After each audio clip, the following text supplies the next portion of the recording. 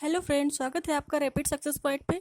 आज हम आपके लिए लेके आए हैं आदर्शवादी एवं यथार्थवादी शिक्षा का तुलनात्मक अध्ययन। ठीक है, तो चलिए इस वीडियो पे देखेंगे कि आदर्शवादी शिक्षा और यथार्थवादी शिक्षा के मध्य में क्या अंतर है और दोनों किस प्रकार की शिक्षा के पक्षधर हैं, कैसी शिक्षा को समाज में वो लागू करना चाहते हैं। ठीक है, जो आदर्शवादी विचारक हैं और जो हमारे यथार्थवादी विचारक हैं। ठीक है, तो आदर्शवादी शिक्षा का अर्थ जानेंगे और उसके पश्चात हम यथार्थवादी शिक्षा का परिचय भी प्राप्त करेंगे। चलिए मित्रों, पढ़ना शुरू करते हैं कि आदर्शवादी शिक्षा क्या कहती है। तो आदर्शवादी जो शिक्षा है वो कहती है कि सार्वभौमिक शिक्षा के पक्षधर। ठीक है, जो आदर्शवादी हैं ये सार्वभौमिक शिक्षा के पक्षधर हैं, अर्थात शिक्षा ऐसी होनी चाहिए जो सभी को समान रूप से प्राप्त हो। ठीक है, शिक्षा कैसी होनी चाहिए? जो सभी को समान रूप से प्राप्त हो। सार्वभौमिकीकरण का मतलब होता है सभी का समान रूप से वितरण, सभी को उसके बारे में सही जानकारी मिले और सबको समान रूप से जानकारी मिले। ठीक है, तो ये पहला पॉइंट हो गया इनका, सार्वभौमिक शिक्षा के पक्षधर हैं। दूसरा जो पॉइंट है वो है शिक्षा संस्कृति का संरक्षण, हस्तांतरण व विस्तार है। शिक्षा क्या है? संस्कृति का संरक्षण, यानी कि जो हमारे व्यवहार हैं वो लगातार जब कई वर्षों तक, कई पीढ़ियों तक जब लगातार एक ही समान बने रहते हैं तो वो संस्कृति का अंग बन जाते हैं। जैसे कि जो हमारे पर्व त्योहार हैं वो संस्कृति का ही अंग है और उनका हस्तांतरण होता है एक पीढ़ी से दूसरी पीढ़ी में। वो सारे पर्व त्योहार, हमारी संस्कृतियां, हमारे कर्म, हमारी परंपराएं वो एक दूसरी पीढ़ी तक पहुंचती हैं। तो ये शिक्षा क्या करती है? संस्कृति का संरक्षण करती है, उसका हस्तांतरण व विस्तार करती है। ठीक है, जो तीसरा पॉइंट है वो क्या है? भौतिक आध्यात्मिक दोनों विषयों को महत्व। तो जो हमारा आदर्शवादी शिक्षा है संप्रत्यय, ये क्या करता है? भौतिक और आध्यात्मिक दोनों विषयों को समान महत्व प्रदान करता है। ठीक है, आइए देख लेते हैं कि आदर्शवादी शिक्षा का उद्देश्य क्या है। ठीक, तो आदर्शवादी शिक्षा का जो उद्देश्य है वो क्या है? आत्मानुभूति। ठीक है, आत्मानुभूति क्या है? स्वयं को जानना। आत्मानुभूति का मतलब क्या है? स्वयं को जानना। तो आत्मानुभूति की प्राप्ति कैसे होगी? तो वो होगी आध्यात्मिक मूल्यों से। और आध्यात्मिक मूल्य क्या है आदर्शवाद के? सत्यम, शिवम और सुंदरम, ये नीचे दिए हुए हैं। ठीक है, आध्यात्मिक मूल्य कौन से हैं? सत्यम, शिवम और सुंदरम। आप देख लेते हैं यथार्थवादी जो शिक्षा है वो क्या कहती है। तो यथार्थवादी शिक्षा के अनुसार शिक्षा का कार्य है निर्माण करना। शिक्षा का कार्य क्या है? निर्माण करना। किसका निर्माण करना है? व्यक्तित्व का निर्माण करना है, चरित्र का निर्माण करना है, बालक के भविष्य और वर्तमान का निर्माण करना है। ठीक है, तो जो यथार्थवादी शिक्षा है वो कहती है कि शिक्षा का कार्य है निर्माण करना। ठीक है, दूसरा पॉइंट है शिक्षा शांति एवं युद्ध काल दोनों में जीवन जीने के योग्य बनाने वाली हो।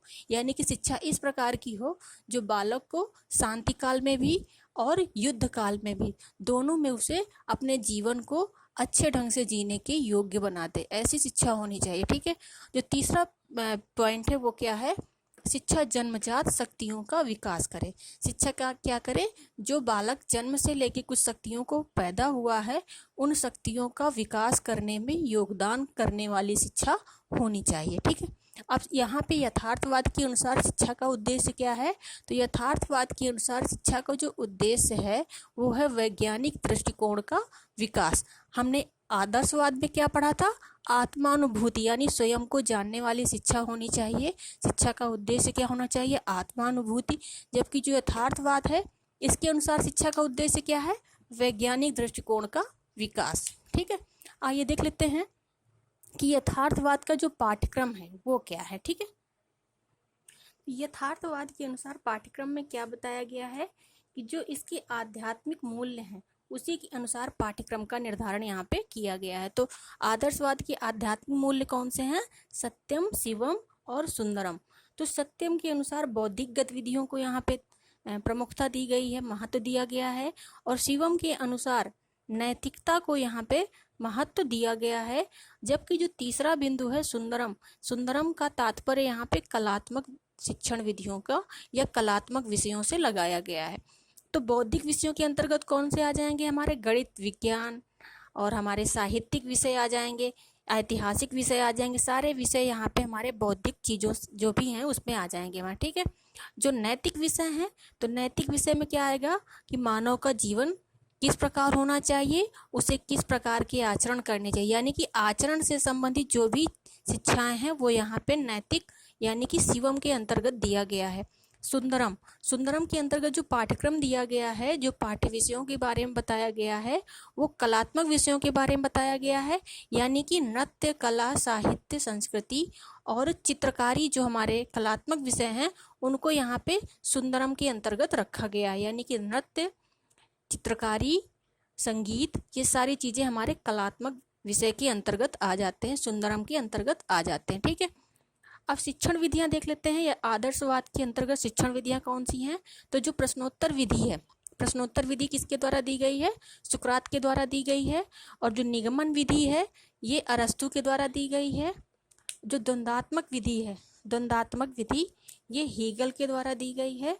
और जो संवाद विधि है ये किसके द्वारा दी गई है? प्लेटो के माध्यम से दी गई है। ठीक है,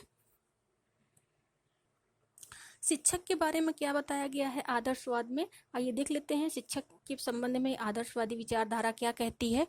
तो शिक्षक के संबंध में ये कहते हैं कि शिक्षा प्रक्रिया का केंद्र बिंदु। ठीक है, शिक्षक क्या है? शिक्षा प्रक्रिया का केंद्र बिंदु है।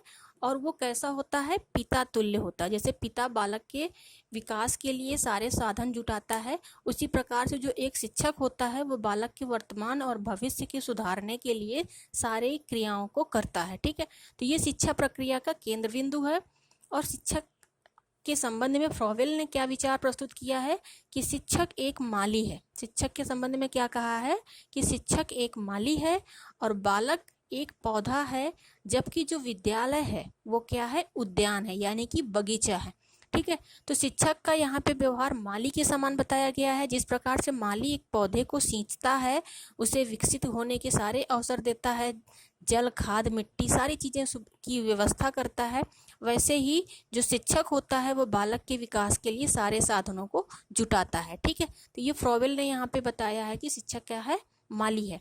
अब आगे देख लेते हैं हम लोग कि यथार्थवाद में पाठ्यक्रम के अंतर्गत क्या बताया गया है। ठीक है, तो जो पाठ्यक्रम है यथार्थवाद का वो इसमें बताया गया है गणित, विज्ञान, तर्क, व्यावसायिक, पाठ्य सहगामी गतिविधियां।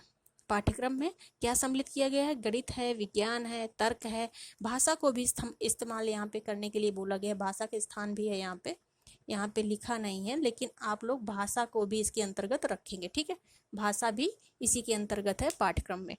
तो गणित है, विज्ञान है, तर्क है, भाषा है, व्यावसायिक विषय हैं, क्योंकि ये वैज्ञानिक दृष्टिकोण की बात करता है तो जाहिर सी बात है इसमें गणित विज्ञान को महत्व दिया गया होगा, तर्क और चिंतन को महत्व दिया गया होगा, व्यावसायिक विषयों को महत्व दिया गया होगा, और साथ में पाठ्य सहगामी क्रियाएं, क्योंकि जो विज्ञान है वो शोध का विषय है और शोध में एक दूसरे का सहयोग आवश्यक होता है, तो पाठ्य सहगामी गतिविधियों को भी ये महत्व प्रदान करता है। ठीक है, अब फिर है शिक्षण विधि। तो जो यथार्थवाद है वो कौन सी शिक्षण विधियों के संबंध में चर्चा करता है? तो पहली है इसकी भ्रमण विधि, निरीक्षण विधि, यात्रा विधि, अनुभव विधि, संश्लेषण और विश्लेषण विधि। तो ये भ्रमण निरीक्षण का मतलब यहाँ पे क्या लगाया गया? यानी कोई चीज़ है जिसका बालक अगर उस स्थान पे जाएगा, भ्रमण करेगा, यात्रा करेगा, उसको देखेगा अपने, तो इंद्रियों के संबंध में उसका ज्ञान विकसित होगा, यानी उसकी इंद्रियां पुष्ट होंगी, इंद्रियों से संबंधित सारे ज्ञान उसके स्थायी हो जाएंगे, क्योंकि वो उन चीज़ों का अनुभव अपने इंद्रियों के माध्यम से स्वयं प्रत्यक्ष रूप से करेगा। इसलिए ये भ्रमण विधि, निरीक्षण विधि, यात्रा विधि, अनुभव विधि और संश्लेषण तथा विश्लेषण विधि को महत्व प्रदान करते हैं। ठीक है, अब यहाँ पे शिक्षक की भूमिका क्या है यथार्थवाद में, वो भी देख लेते हैं हम लोग।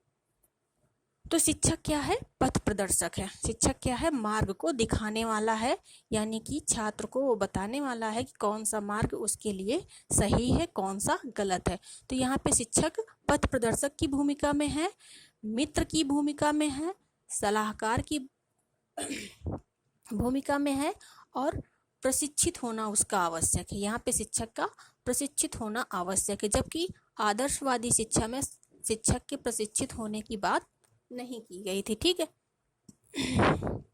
अब देख लेते हैं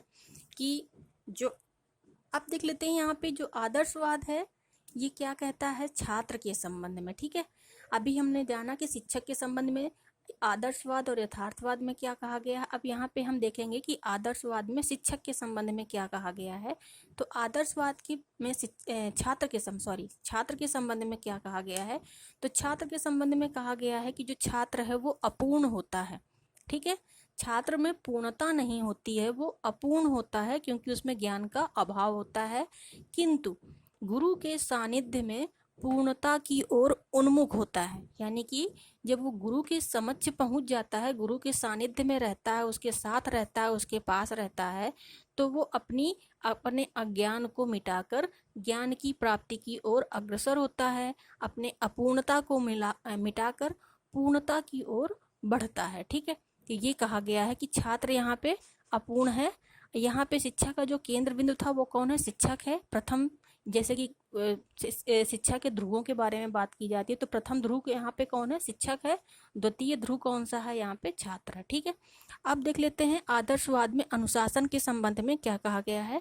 तो आदर्शवाद में अनुशासन के बारे में कहा गया है कि अनुशासन कैसा होना चाहिए, प्रभावात्मक, यानी कि प्रभाव के द्वारा अनुशासन स्थापित किया जाए। ठीक है, प्रभाव के माध्यम से अनुशासन स्थापित किया जाए। तो कैसे स्थापित होगा, शिक्षक के व्यक्तित्व व आचरण का प्रभाव।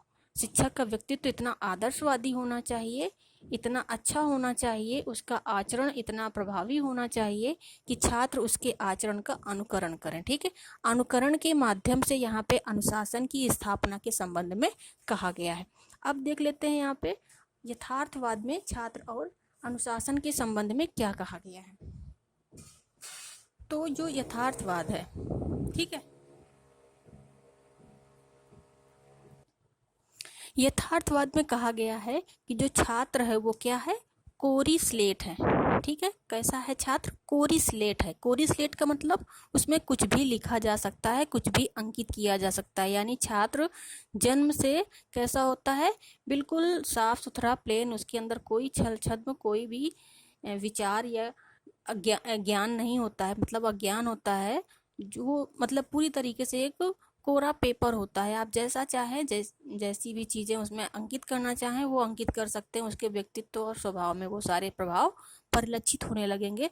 जैसा कि आपने पढ़ा होगा साइकोलॉजी में, वाटसन भी कहते हैं कि मैं जैसा बालक को जो चाहे बना सकता हूँ, चोर बना सकता हूँ, शिक्षक बना सकता हूँ, इंजीनियर बना सकता हूँ, उसे अपराधी भी बना सकता हूँ, कुछ भी बना सकता हूँ। आप मुझे एक बालक दे दो, मैं जैसा आप चाहो वैसा बना सकता हूँ। ये भी वाटसन ने कहा है। तो वहीं यहाँ पे भी वैसे ही बात की गई है कि छात्र क्या है, कोरी स्लेट है, उसे कर्मनिष्ठ जिज्ञासु होना चाहिए। ठीक है, जैसे जैसे बालक की आयु बढ़ती है तो उसे कर्मनिष्ठ होना चाहिए, अपने कर्म पे ध्यान देना चाहिए, कार्यों को करना चाहिए जो उसके लिए संगत हैं, और जिज्ञासु होना चाहिए। ठीक है, तो ये सारी चीज़ें यहाँ पे यथार्थवाद में छात्र के संबंध में कही गई हैं। अब यथार्थवाद अनुशासन के संबंध में क्या कहता है, तो ये दंड व भय को अनुचित मानता है। ठीक है, जो यथार्थवाद है वो कहता है दंड व भय अनुचित है, छात्र को दंड व भय के माध्यम से अनुशासन स्थापना के लिए बाध्य नहीं किया जाना चाहिए। दूसरे नंबर पे इन्होंने क्या कहा है कि प्रेम व सहानुभूति पर आधारित अनुशासन होना चाहिए। यानी कि छात्र को अनुशासन के लिए, अपने कार्यों को करने के लिए तत्पर होने के लिए उसे प्रेम व सहानुभूति तरीके से समझाना चाहिए, ना कि दंड व भय के माध्यम से। ठीक है, तो इस प्रकार से अनुशासन की स्थापना की बात यहाँ पे की गई है। तो मित्रों, ये रहा हमारा आज का टॉपिक, आदर्शवाद और यथार्थवाद। ठीक है, आदर्शवादी और यथार्थवादी शिक्षा के संबंध में जिसका तुलनात्मक अध्ययन हम लोगों ने आज किया है।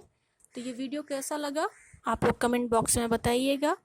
और ये हमारे चैनल में सारे वीडियोस अपलोड किए जा रहे हैं। हमारे साइकोलॉजी पेपर कंप्लीट हो चुका है, फर्स्ट पेपर जो हमारा भारतीय शिक्षा का जो विकास है वो भी कंप्लीट हो चुका है। आप लोग प्लेलिस्ट सारे वीडियोस देख सकते हैं। RSP PS सिसोदिया इस चैनल को सब्सक्राइब कर दीजिए, बेल आइकन प्रेस कर दीजिए, जिससे आने वाले सभी वीडियोस की नोटिफिकेशन आपको मिलती रहेगी। टेलीग्राम चैनल को भी सब्सक्राइब कर दीजिए, जिसका लिंक है SSDYA, वहाँ पर भी आप सारे वीडियोस प्राप्त कर सकते हैं। ठीक है मित्रों, चलिए पढ़ना शुरू करें और आगे बढ़ते रहें। मिलते हैं नेक्स्ट वीडियो में, तब तक के लिए बाय, टेक केयर।